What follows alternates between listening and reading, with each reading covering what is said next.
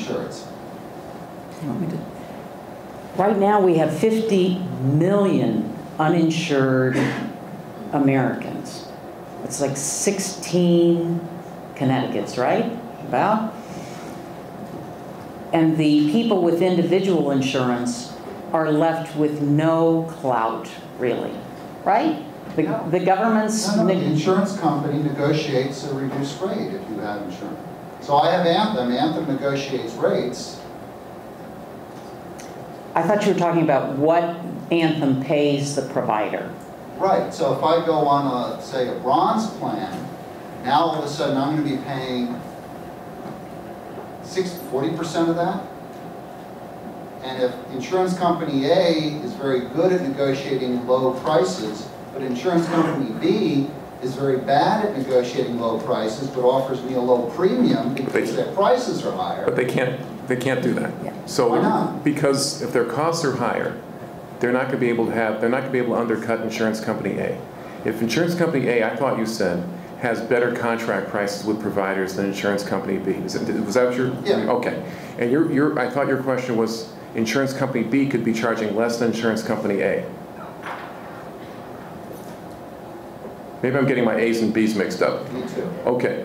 The carrier that cuts the best deals are going to have the lowest costs because they've cut the best deals. Unless they have a sicker population. It's a fixed percentage of the price of what they have to pay out. But if they have a sicker population, they get risk adjustment. Exactly. So we didn't talk about risk adjustment tonight. That's not good. And that's very complicated. Well, but I just think they're kind of confused. It's not that complicated. It's just it's confusing. Well, here, okay, this is what it is.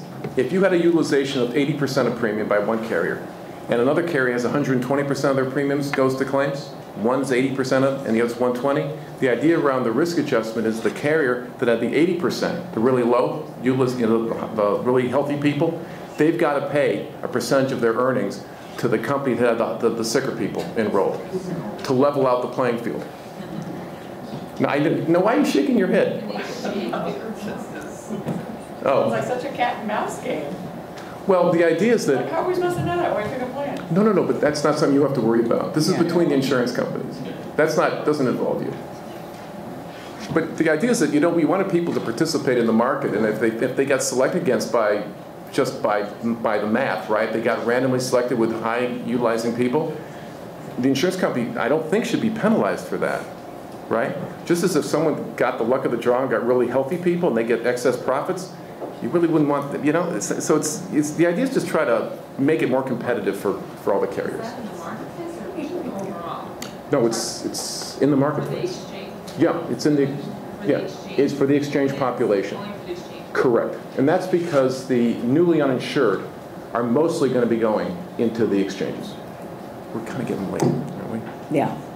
I just have one question.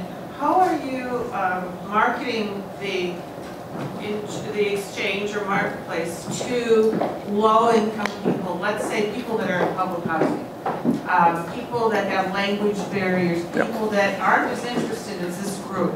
How is it being how are those people being accessed? It's a couple of ways. First, it's through community representatives. One of the things that we have now that we didn't have back in '06 of the connector, actually there are two things. One is we've got much better data, and the second